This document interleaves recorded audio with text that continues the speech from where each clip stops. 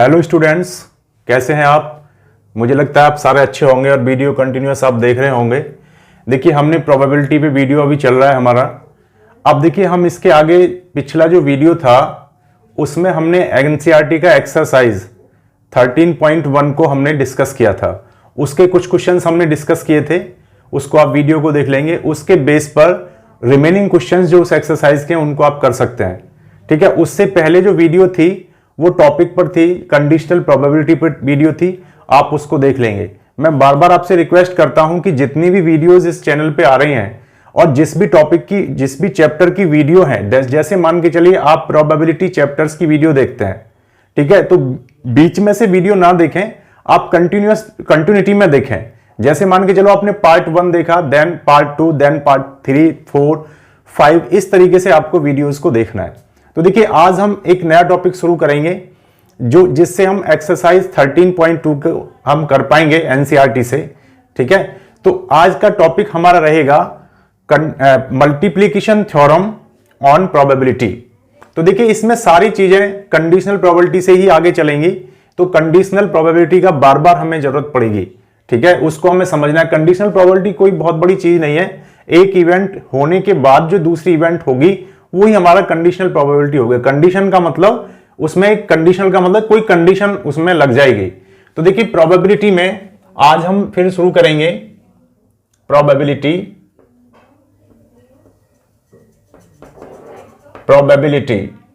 तो देखिए, प्रोबेबिलिटी में फिर हम मल्टीप्लिकेशन थ्योरम हम शुरू करेंगे। Multiplication theorem multiplication theorem.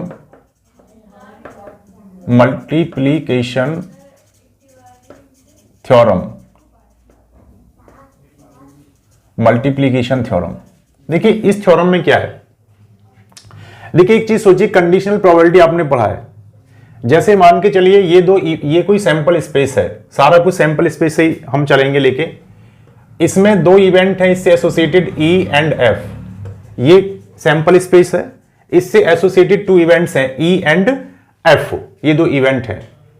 अब देखिए, अगर हमें प्रोबेबिलिटी निकालना है इवेंट ई का, when f has already occurred, तो you will get probability of this, मतलब e intersection f upon probability f। यहां पर होगा कि probability of f not equal to 0, ये 0 नहीं होना चाहिए। अब देखिए, कोई सैंपल स्पेस से जुड़ी हुई 2 इवेंट ही हमने देखा, e और f, तो इनके लिए probability of e when f has already occurred, उसकी जो प्रोबेबिलिटी होगी वो इस तरीके से निकाला जाएगा। This is the conditional probability. देखिए, मैं फिर यहां पे इसका जिक्र क्यों कर रहा हूं कि यहीं से हम मल्टीप्लिकेशन थ्योरम पर पहुंचेंगे, तो इसको हमने इसलिए पहले लिख लिया। अब देखिए, जो सैंपल स्पेस ये है, इससे एसोसिएटेड ये इवेंट है ई और एफ। अब देखिए, मान लीजिए ये अगर हमें प्रोबेबिलिटी निकालना है कि ई एंड एफ का मतलब क्या होगा, ई का भी होना और एफ का भी होना, इन दोनों का जो साइमल्टेनियसली अक्रेंस होगा उसको हम क्या बोलेंगे, ई इंटरसेक्शन एफ बोलेंगे। क्या बोलेंगे, ई इंटरसेक्शन एफ। इसका मतलब क्या होगा, ई एंड एफ का, वो होगा ई इंटरसेक्शन एफ। इसका मतलब क्या होता है कि इन दोनों का एक साथ होना। जैसे मान के चलो हमारे पास में एक डेक ऑफ कार्ड है। डेक ऑफ कार्ड मतलब कार्ड जो पत्ते होते हैं, प्लेइंग कार्ड्स, उनकी हमारे पास में एक डेक मींस उसका पूरा एक गड्डी है ताश की। अब हमें क्या करना है कि उस ताश की गड्डी में से मान लीजिए हमें दो हमें ताश के पत्ते, 2 कार्ड्स हमें ड्रॉ करना है 1 बाय 1 करके। जब हम उन कार्ड्स को ड्रॉ करते हैं, ठीक है, तो मान के चलिए कार्ड्स का वो जो कार्ड्स हैं, एक किंग हो, एक किंग एंड एक क्वीन। ठीक है, तो अब देखिए, ई का मतलब क्या हो गया, कार्ड का किंग आना, और मान लीजिए एफ इवेंट हो गया कि कार्ड का क्वीन आना। तो इन दोनों का एक साथ आना, तो उसको हम दिखाएंगे ई इंटरसेक्शन एफ से। मतलब कि ई इवेंट क्या है, उस ड्रॉ में पहला ड्रॉ हमारा, जैसे हमने 2 कार्ड्स ड्रॉ किए, तो फर्स्ट कार्ड का किंग आना और सेकंड कार्ड का क्वीन आना, यानी दोनों इवेंट एक साथ हो जाएं, तो हम उसको दिखाएंगे ई इंटरसेक्शन एफ से दिखाएंगे। किससे दिखाएंगे, ई इंटरसेक्शन एफ से। तो इसको हम इंटरसेक्शन को हटा के ई एफ भी लिख देते हैं, इस तरीके से हम दिखाएंगे। अब देखिए हमें क्या होगा कि इसकी जरूरत पड़ती है, जैसे मान के चलो वो कहता है हमने कार्ड से 2 पत्ते ड्रॉ किए, कार्ड की जो डेक है उससे हमने 2 पत्ते 2 कार्ड्स ड्रॉ किए। अब उन दोनों कार्ड को में से पहला कार्ड किंग हो और दूसरा कार्ड क्वीन हो, इस बात की प्रोबेबिलिटी क्या होगी ये हमें बताना है। तो उसके लिए हमें उनका इंटरसेक्शन की प्रोबेबिलिटी निकालनी पड़ेगी। उसके लिए हमें ई एफ भी हम इसको कह देते हैं। तो देखिए यही क्या होता है, यहीं से मल्टीप्लीकेशन थ्योरम निकल के आएगा। अब देखिए अगर हमें ई इंटरसेक्शन एफ की प्रोबेबिलिटी निकालना है तो इसको देखिए, ये जो हमने लिखा है कंडीशनल प्रोबेबिलिटी, इसको आप देखिए, यहां से अगर हम देखेंगे तो प्रोबेबिलिटी जो होगा ई इंटरसेक्शन एफ, वो क्या निकल के आएगा, वो आएगा प्रोबेबिलिटी ऑफ एफ इसको into probability of E by F, मतलब कि एफ के होने की प्रोबेबिलिटी, और जब एफ हो चुका है तो उसके बाद फिर ई की होने की प्रोबेबिलिटी। इन दोनों को अगर मल्टीप्लाई हम कर लेंगे तो आपको दोनों का एक साथ अक्रेंस की प्रोबेबिलिटी निकल जाएगा। समझ में आया नहीं? इसमें क्या होगा कि जो प्रोबेबिलिटी है एफ का वो नॉट इक्वल टू 0 होना चाहिए। ठीक है, अच्छा अब देखिए अगर हमें प्रोबेबिलिटी निकालना है, मान लीजिए एफ बाई ई का निकालना है, यानी एफ की probability of F when E has already occurred, तो इसको अगर हम देखेंगे मल्टीप्लीकेशन थ्योरम से, इससे कंडीशनल प्रोबेबिलिटी से, तो क्या होगा, probability of E in F intersection, यहां पर एफ इंटरसेक्शन ई कर लेंगे, उसको हम डिवाइड कर देंगे प्रोबेबिलिटी ऑफ ई से। देखिए यहां पे क्या होगा, probability of E not equal to 0, right. अब देखिए इसमें क्या है, आपको पता है कि E intersection F equal to होता है एफ इंटरसेक्शन ई, ये दोनों सेम बातें हैं, सेट से आप जानते हैं। अब देखिए यहां पे हम प्रोबेबिलिटी जब निकालेंगे एफ बाई ए, तो वो क्या होगा, इसमें एफ इंटरसेक्शन ई की जगह पर हम ई इंटरसेक्शन एफ भी यूज कर सकते हैं, ई इंटरसेक्शन एफ, तो अपॉन क्या होगा, प्रोबेबिलिटी ऑफ ई। यहां पर वही चल रहा है कि प्रोबेबिलिटी जो ई होगा वो नॉट इक्वल टू 0। तो अगर हमें यहां से हम देखें तो प्रोबेबिलिटी अगर हमें निकालना है ई इंटरसेक्शन एफ का, राइट, तो इसको हमें मल्टीप्लाई करना पड़ेगा, तो क्या होगा, प्रोबेबिलिटी ऑफ ई और इसको मल्टीप्लाई कर देंगे probability of F by E, right. और यहां पर क्या है कि probability of E not equal to 0। तो यहां पे देखिए हमने 2 तरीके से इंटरसेक्शन की प्रोबेबिलिटी निकाला। एक तो हम फर्स्ट से निकाल सकते हैं, ये हमारा फर्स्ट इक्वेशन हो गया, एक हम इससे भी हम निकाल सकते हैं। तो यही हमारा क्या है, यही हमारा मल्टीप्लीकेशन थ्योरम। यानी मल्टीप्लीकेशन थ्योरम में क्या होगा कि जब 2 इवेंट्स का साइमल्टेनियसली अक्रेंस का प्रोबेबिलिटी निकाल जाएगा तो वो हम मल्टीप्लीकेशन थ्योरम से निकालेंगे। अब देखिए उसके लिए क्या होगा, जैसे मान के चलो कोई बैग है, उस बैग में कुछ बॉल हैं, जैसे मान लीजिए ये कोई बैग है, राइट, ये हमने कोई बैग ले लिया, राइट, इसमें रेड बॉल है, इसमें क्या है, रेड बॉल, और इसमें मान लीजिए ब्लैक बॉल है, इसमें ब्लैक बॉल है, राइट। अब देखिए इसमें से हमने 2 बॉल ड्रॉ करते हैं, हम क्या करते हैं, 2 बॉल ड्रॉ करते हैं। हमने 2 बॉल ड्रॉ किया, मान लो पहले एक बॉल ड्रॉ की, फिर दूसरी बॉल ड्रॉ की। अब देखिए हमारे साथ क्या हो सकता है कि पहली बॉल रेड हो सकती है, फिर दूसरी बॉल ब्लैक हो सकती है, तो यानी रेड, तो हम कोई भी जब 2 बॉल इसमें से ड्रॉ करेंगे तो उनका रेड एंड ब्लैक आना ऐसे हो सकता है, राइट। मान लीजिए पहली वाली आपका ब्लैक आ सकती है, दूसरी वाली रेड आ सकती है, ऐसा भी हो सकता है, राइट, कुछ भी हो सकता है। अब जैसे मान लो दोनों बॉल रेड आना, तो रेड एंड रेड ये हो गया। तो कहने का मतलब क्या है, अगर हमें ये निकालना है कि एक बॉल रेड आए, एक उसमें से ब्लैक आए, यानी पहली रेड आए दूसरी बॉल ब्लैक आए, या पहली भी रेड आए दूसरी भी रेड आए, तो ये कैसे निकालेंगे, आर इंटरसेक्शन बी से निकालेंगे। इसको हम कैसे डिनोट करेंगे, कैसे निकालेंगे, इसको आर इंटरसेक्शन आर से निकालेंगे, दोनों बॉल का रेड आना, ठीक है। तो ये इस तरीके से हम इनकी प्रोबेबिलिटी निकालेंगे। तो जहां इनकी प्रोबेबिलिटी की जरूरत पड़ेगी वहां पे हमें ये थ्योरम यूज करना पड़ेगा। जैसे हमें रेड, पहली बॉल रेड हो दूसरी बॉल ब्लैक हो, तो कैसे निकालेंगे, देखिए प्रोबेबिलिटी हमें निकालना है रेड इंटरसेक्शन ब्लैक, तो वो क्या हो जाएगी, प्रोबेबिलिटी ऑफ रेड, मान लीजिए पहली बॉल रेड आई, तो फिर दूसरी बॉल का ब्लैक आना, तो प्रोबेबिलिटी ऑफ ब्लैक, इसमें क्या होगा कि पहली रेड आ चुकी है, तो हमें इससे मल्टीप्लाई करना पड़ेगा। बात आ रहा है समझ में नहीं, इससे मल्टीप्लाई करना पड़ेगा, तो इस तरीके से ये निकल जाएगी। अब देखिए यहां से ये है आपका मल्टीप्लीकेशन थ्योरम, ये मैंने जो दिए एग्जांपल्स आपको, ये सारा मल्टीप्लीकेशन थ्योरम है। ये आपको क्लियर हो गया होगा। अब देखिए इसी तरीके से ये आपका दो इवेंट्स थी। अगर मान के चलिए ये सैंपल स्पेस है, राइट, और इससे जुड़ी हुई मान लीजिए हमने 3 इवेंट ले लिया। मैंने अभी इवेंट का नाम चेंज कर देता हूं, जैसे मान लो मैंने ए बी सी, मैंने ये 3 इवेंट्स ले लिया जो इस सैंपल स्पेस से जुड़ी हुई है। अब देखिए इन तीनों का साइमल्टेनियस अक्रेंस हमें निकालना है। तीनों का प्रोबेबिलिटी, एक साथ होने की प्रोबेबिलिटी अगर हमें निकालना है तो उसको हम कैसे निकालेंगे? तो उसका क्या होगा, A intersection B intersection C, इससे रिप्रेजेंट करेंगे। ठीक है, इस चीज को मैंने बताया था, आप ऐसे भी लिख सकते हैं probability of A B and C. इसको इंटरसेक्शन को हटा के एक इस तरीके से हम एक साथ लिख सकते हैं ए बी सी, या A intersection B intersection C. ये दोनों चीजें एक ही चीज को डिनोट करती हैं। ये समझ में आ गया होगा। अब इसकी अगर हमें प्रोबेबिलिटी निकालना है तो देखिए पहली बॉल मान लीजिए ये रेड है ए, इसमें मान लीजिए बैग में 3 टाइप की बॉल है। ये मान लीजिए ब्लैक है, ठीक है, और सी का मतलब है मान लीजिए व्हाइट है। तो अगर हम किसी बैग से 3 बॉल ड्रॉ करते हैं तो उनके रेड, ब्लैक और व्हाइट, पहली बॉल रेड, दूसरी बॉल ब्लैक, तीसरी बॉल व्हाइट आने की क्या प्रोबेबिलिटी होगी?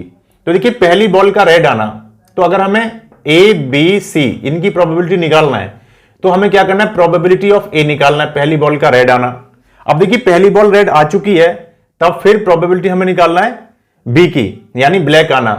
तो क्योंकि ये ए इवेंट हो चुकी है तो हम बी बाई ए करेंगे, कंडीशनल प्रोबेबिलिटी लगाएंगे ना कि जब ए हो चुका है तो फिर बी के आने की प्रोबेबिलिटी क्या होगी। उसके बाद जब हम निकालेंगे, अब देखिए यहां तक जब हम आ चुके हैं तो यहां पे ए भी हो चुका है और यहां तक आते आते बी भी हो चुका है। तब हम ए और बी जब हो चुका है तो नेक्स्ट इवेंट हमारा सी होगा, उसके होने की प्रोबेबिलिटी क्या होगी, उसको हम कैसे निकालेंगे, प्रोबेबिलिटी ऑफ सी। ठीक है, अब ये हो चुके हैं तो इनका इंटरसेक्शन ले लेंगे, ए इंटरसेक्शन बी कर लेंगे। तो इस तरीके से हम निकाल सकते हैं। अब देखिए ये 3 इवेंट, अगर हमारे पास में मोर देन 3 इवेंट्स हैं, कितनी भी इवेंट्स हैं, तो उसी तरीके से कंटिन्यूअस चलता रहेगा। ये आपको समझ में आ गया होगा। ये है हमारा मल्टीप्लीकेशन थ्योरम ऑन प्रोबेबिलिटी। अब देखिए यहां से हम आगे इसी से एक टॉपिक आगे फिर हम चलेंगे। उस टॉपिक का नाम रहेगा देखिए इंडिपेंडेंट इवेंट्स। अब हम बात करेंगे इंडिपेंडेंट इवेंट। यह है इंडिपेंडेंट इवेंट्स। इंडिपेंडेंट इवेंट्स देखिए, अब जैसा कि आपको नाम से लग रहा होगा इंडिपेंडेंट, तो इंडिपेंडेंट का मतलब क्या है कि दूसरे पर डिपेंडेंट नहीं होना। ठीक है, तो देखिए यहां पे क्या है, जैसे सैंपल स्पेस है, कैसे समझेंगे इसको इंडिपेंडेंट को। सैंपल स्पेस से जुड़ी हुई 2 इवेंट है ई और एफ। ये 2 इवेंट हैं जो किसी सैंपल स्पेस से एसोसिएटेड है, तो उनको हम इंडिपेंडेंट कब कहेंगे। देखिए यहां पे क्या देखना है, जैसे अगर ई का अक्रेंस और ई का नॉन अक्रेंस, वो एफ के अक्रेंस और एफ के नॉन अक्रेंस, मतलब ऐसे समझिए ई इवेंट का होना की प्रोबेबिलिटी और एफ इवेंट के होने की प्रोबेबिलिटी, अगर ये प्रोबेबिलिटी एक दूसरे को इफेक्ट नहीं करती हैं, मतलब इसके होने की प्रोबेबिलिटी और वो इसके होने की प्रोबेबिलिटी को, यानी ई के probability of occurrence of E does not affect the probability of occurrence of F, तो हम कहेंगे कि ये क्या है, इंडिपेंडेंट इवेंट है। या probability of non occurrence of E does not effect the probability of non occurrence of और अक्रेंस ऑफ एफ, मतलब इसका होना की प्रोबेबिलिटी या ना होने की प्रोबेबिलिटी इसके होने की या ना होने की प्रोबेबिलिटी को इफेक्ट नहीं करे, तब हम बोलेंगे कि वो इवेंट्स क्या हैं, वो इंडिपेंडेंट इवेंट्स कही जाएंगी। ये क्लियर आपको समझ में आ गया होगा। अब देखिए डिपेंडेंट और इंडिपेंडेंट को एक एग्जांपल से हम समझेंगे। जैसे मान के चलो आपके पास में, ये मैंने अभी बैग का एक एग्जांपल लिया था, ये आपके पास में क्या है, एक बैग है। ठीक है, ये मैंने एक बैग का एग्जांपल लिया। मान लीजिए इसमें बॉल है, कुछ रेड बॉल है, मान लीजिए रेड बॉल है 5 और इसमें कुछ व्हाइट बॉल है, मान लीजिए व्हाइट बॉल है इसमें 4। तो देखिए टोटल जो बॉल होंगी, टोटल बॉल वो आपकी क्या हो जाएंगी, वो हो जाएंगी 9। ठीक है, अब देखिए एक चीज देखिए, अगर मैं इसमें से कोई भी 2 बॉल ड्रॉ करता हूं तो पहली बॉल का रेड आना, ठीक है, और फिर दूसरी बॉल का मान लीजिए व्हाइट आना, दूसरी बॉल का क्या आना, व्हाइट आना। तो ई का मतलब क्या है, रेड बॉल आना, ठीक है, रेड बॉल, पहली बॉल का रेड आना। और एफ का मतलब क्या है, पहली बॉल का, सॉरी दूसरी बॉल का व्हाइट आना, व्हाइट बॉल। ये दो इवेंट हैं एस सैंपल स्पेस से जुड़ी हुई। अब देखिए सैंपल स्पेस में क्या होगा, पूरी 9 बॉल लिखी होंगी, रेड रेड 5 टाइम्स होगा, व्हाइट व्हाइट 4 टाइम्स होगा। तो इस तरीके से सैंपल स्पेस बनेगा। तो अब ई का, अब जैसे हमने कोई बॉल पिकअप किया, राइट, तो मान लीजिए पहली बॉल अगर रेड आती है, दो कंडीशन होंगी, या तो पहली बॉल रेड आएगी या पहली बॉल रेड नहीं आएगी। तो मान के चलो पहली बॉल हमारी रेड आ जाती है, ठीक है। तो पहली बॉल का रेड आना यानी इवेंट ई का हो जाना, तो वो क्या, उसकी प्रोबेबिलिटी क्या होगी, आप सोचो क्या होगी। देखिए रेड के फेवर में 5 है तो 5/9 हो जाएगी, ये तो क्लियर है। अब देखिए एक चीज सोचिए, ये 5/9 हो गया। अब एक चीज सोचिए कि अगर मैंने जो वो बॉल पहले ड्रॉ में 1 बाय 1 करके बॉल को ड्रॉ करना है, अगर हमने पहली बॉल जो ड्रॉ की है उसको अगर हम वापस से दोबारा से बैग में नहीं रखते हैं तो क्या होगा। अगर हमने बैग में नहीं रखा तो क्या कंडीशन होगी, टोटल बॉल हमारी वो फिर 8 रह जाएंगी। टोटल बॉल जो हमारी होंगी, टोटल जो बॉल होंगी वो हमारी 8 रह जाएंगी, ठीक है। और जब टोटल 8 रह जाएंगी, क्योंकि हमने जो बॉल आई थी रेड उसको हमने रखा नहीं, और हमारे पास में फिर व्हाइट बॉल कितनी रहेंगी, 4 रहेंगी, और रेड फिर हमारी 4 रह जाएंगी। तो फिर व्हाइट बॉल आने की जो प्रोबेबिलिटी होगी, जो कि हमने एफ से माना है, तो उसकी प्रोबेबिलिटी हम कैसे निकालेंगे, हम निकालेंगे किससे, 4 व्हाइट बॉल है और टोटल बची है 8, क्योंकि हमने पहले ड्रॉ में जो बॉल निकली थी उसको इसमें रिप्लेस नहीं किया है, उसको हमने रखा नहीं है, ठीक है। तो यहां से क्या हुआ कि अगर ये इवेंट रेड बॉल वाली इवेंट होती है, ठीक है, इस कंडीशन में जब हम बॉल को वापस नहीं रखते हैं, तो इसके आगे वाली जो इवेंट होती है वो इसको क्या कर देती है, अफेक्ट कर देती है। यानी इसकी प्रोबेबिलिटी क्या हो जाती है, इससे अफेक्ट हो जाती है। समझ में आया नहीं। तो अब देखिए ये जो प्रोबेबिलिटी है एफ, ये कब निकली है, जबकि वो इवेंट हमारी हो चुकी है, वो तब निकली है। तो ये जो प्रोबेबिलिटी होगी ये हमारी अफेक्ट हो जाएगी, ये वाली प्रोबेबिलिटी होगी।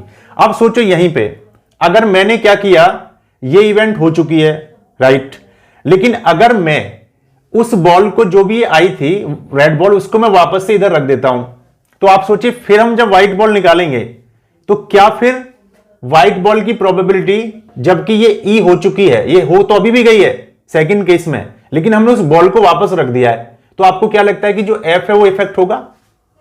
अब एफ इफेक्ट नहीं होगा, क्योंकि अब एफ की जो प्रोबेबिलिटी आएगी वो 4 क्या आएगी, 9 आएगी।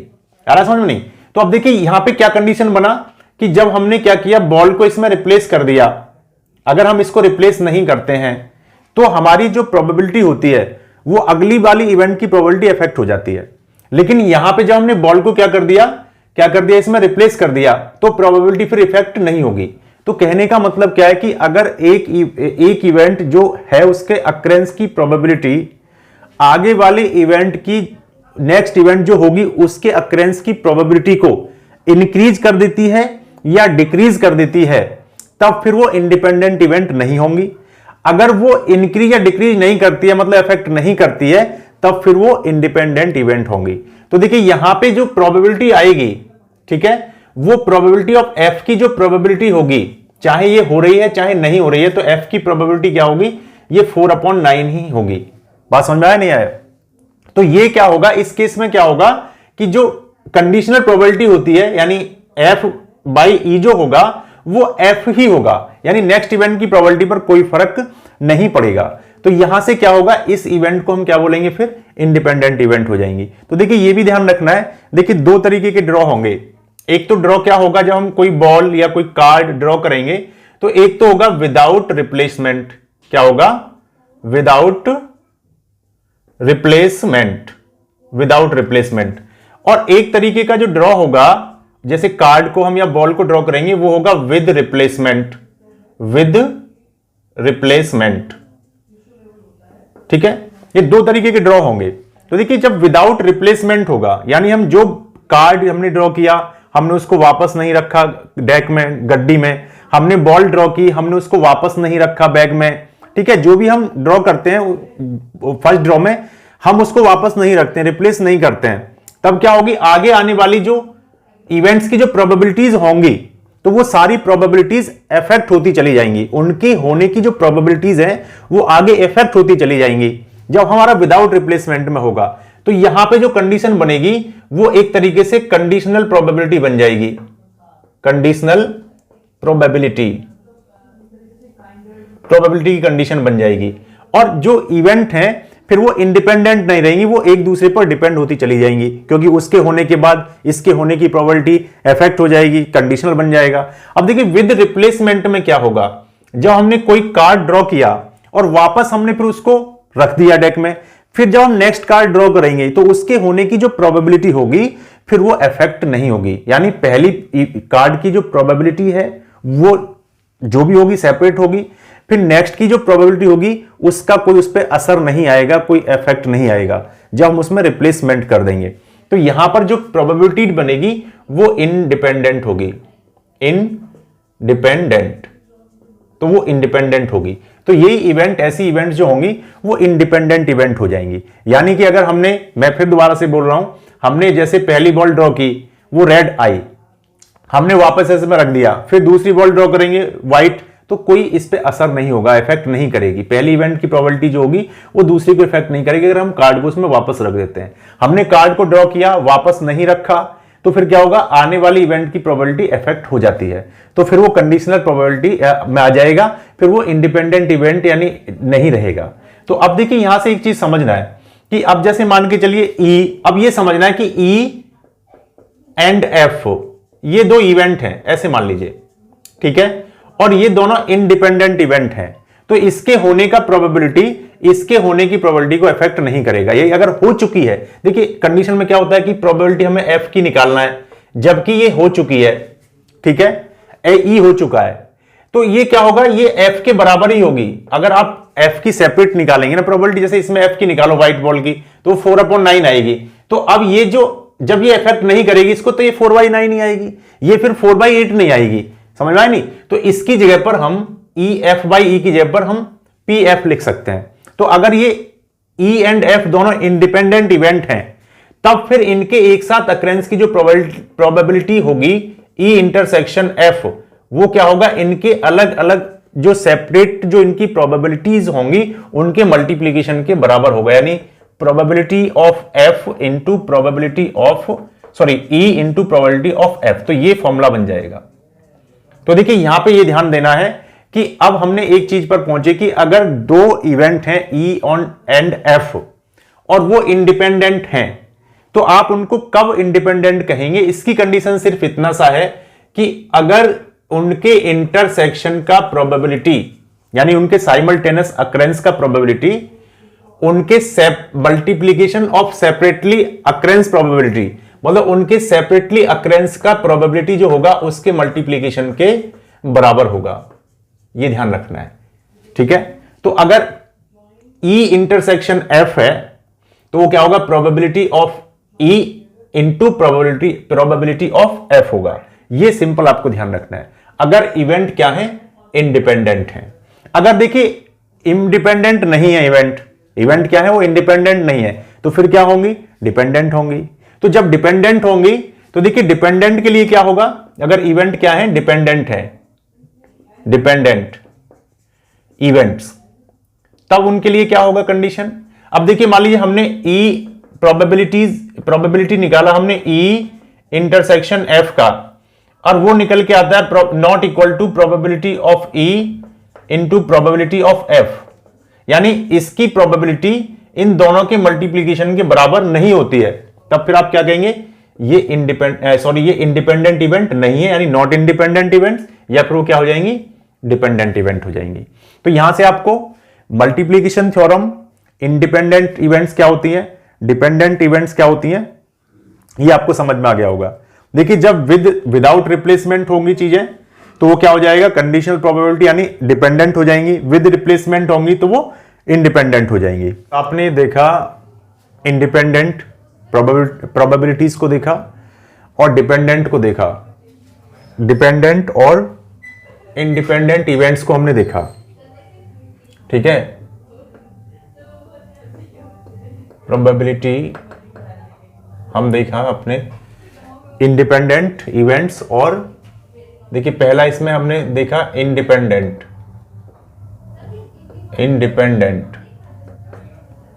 इवेंट्स, ठीक है।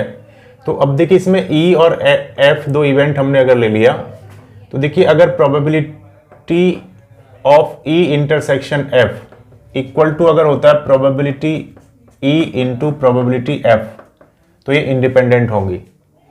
और इसमें अगर ये दूसरा है डिपेंडेंट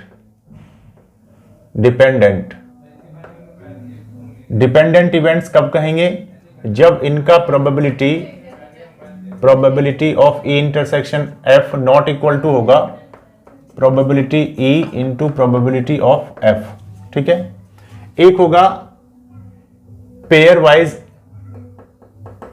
वाइज इंडिपेंडेंट, एक होगा पेयर वाइज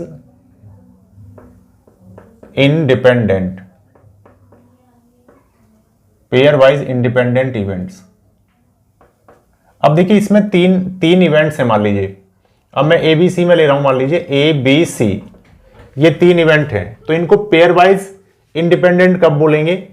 अब देखिए प्रोबेबिलिटी A इंटरसेक्शन B वो इक्वल टू होता है probability A into probability B of B, और फिर प्रोबेबिलिटी B इंटरसेक्शन C वो होता है probability of B into probability of C, और वो प्रोबेबिलिटी A इंटरसेक्शन C मतलब A का इंटरसेक्शन B के साथ, B का C के साथ, फिर C का A के साथ, तो C का A के साथ या A का C के साथ, ये सेम बातें हैं।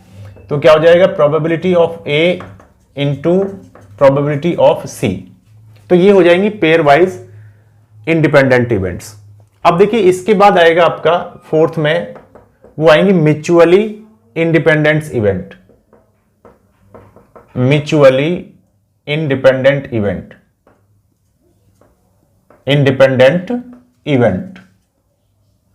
देखिए म्यूचुअली इंडिपेंडेंट में क्या होगा, जैसे मान लीजिए A B C ये तीन इवेंट है A B C, ठीक है। तो इसमें ये तीनों कंडीशन तो रहेंगी, ये तीनों कंडीशन इसमें आएंगी, यहां पे ऐसे समझ लीजिए, मैं दोबारा नहीं लिख रहा हूं। उसके बाद क्या होगा कि अगर probability A intersection B intersection C तीनों का इंटरसेक्शन वो इक्वल टू होना चाहिए probability A into probability B into probability C।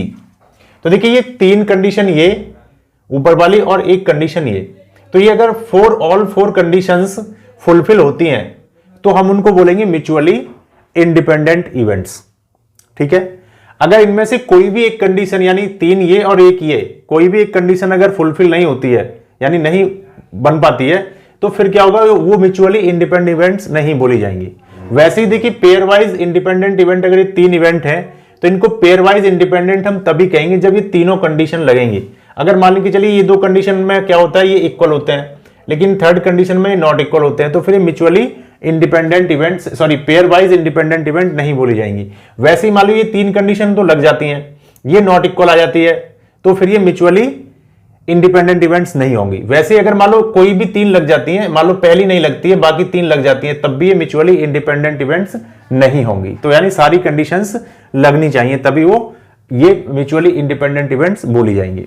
अब मैं बात कर रहा था आपसे कि देखिए इंडिपेंडेंट इवेंट, मैं इंडिपेंडेंट इवेंट को मैं मान लीजिए IE से दिखाता हूं, इसको समझ लीजिए, शॉर्ट में लिख रहा हूं, ये इंडिपेंडेंट इवेंट है। और यहां पे एक होता है म्यूचुअली, मतलब म्यूचुअली म्यूचुअली एक्सक्लूसिव इवेंट। तो ये दो मैंने शॉर्ट में लिखा है, ये है म्यूचुअली एक्सक्लूसिव इवेंट, और IE का मतलब है इंडिपेंडेंट इवेंट। तो देखिए इसमें ये कंफ्यूजन होता है स्टूडेंट्स को, वो समझते हैं एक ही बात है, ऐसा नहीं है। तो इन पे किस बेस पर, किस पॉइंट पर हम इसमें डिफरेंस देखेंगे। तो देखिए पहली बात क्या होती है, इसमें पहला पॉइंट क्या है, देखिए म्यूचुअली जो एक्सक्लूसिव इवेंट होती हैं ये हम केवल ये डिफाइंड होती हैं इन टर्म्स ऑफ इवेंट्स में। इनका डेफिनेशन क्या होता है, ये डिफाइंड होती हैं, ये डिफाइंड है इन टर्म्स ऑफ इवेंट, मतलब हमें इवेंट के अकॉर्डिंग इसको देखना है। इसमें हमें प्रोबेबिलिटी के बेस पे नहीं देखना है, हमें इवेंट को ही देखना होता है। इसमें हम इवेंट को नहीं देखेंगे, इवेंट की प्रोबेबिलिटीज पे देखेंगे। यहां पे इसमें क्या होगा कि ये डिफाइंड होंगी in terms of probability of events. जो इवेंट्स होंगी उनको नहीं देखना, हमें इवेंट्स की प्रोबेबिलिटीज के बेस पर इंडिपेंडेंट इवेंट्स को देखना है। इसमें दूसरा पॉइंट क्या होगा कि ये जो इवेंट है, मान लीजिए एक इवेंट ई है और एक इवेंट एफ है, ठीक है। तो इसमें क्या होगा कि जब हम म्यूचुअली एक्सक्लूसिव के लिए क्या होगा कि इनका इंटरसेक्शन, अगर हम इनका इंटरसेक्शन निकालेंगे, ठीक है, तो वो फाई आएगा, ठीक है। यानी ई और एफ में कोई भी कॉमन आउटकम नहीं होगा, ई और एफ का कोई भी आउटकम कॉमन नहीं होगा। अगर आपने वीडियो नहीं देखे इवेंट क्या होते हैं, आउटकम क्या होते हैं, तो प्रीवियस वीडियो फर्स्ट टर्म की यानी पार्ट 1 को आप देख लीजिए, ठीक है। तो इसमें क्या है कि ई इंटरसेक्शन एफ क्या होगा, फाई आना चाहिए, मतलब इसमें कोई भी एलिमेंट कॉमन नहीं होगा। अगर दो इवेंट हैं उनमें कोई भी एलिमेंट कॉमन नहीं है तो वो म्यूचुअली एक्सक्लूसिव इवेंट होंगे। ये इवेंट के बेस पर हम देख रहे हैं। यहां पर क्या होगा कि यहां पर हम इवेंट के अकॉर्डिंग नहीं देखेंगे, यहां हम प्रोबेबिलिटीज के अकॉर्डिंग देखेंगे कि एक का अक्रेंस का प्रोबेबिलिटी दूसरी इवेंट को अगर इफेक्ट नहीं करेगा तो वो इंडिपेंडेंट होंगी।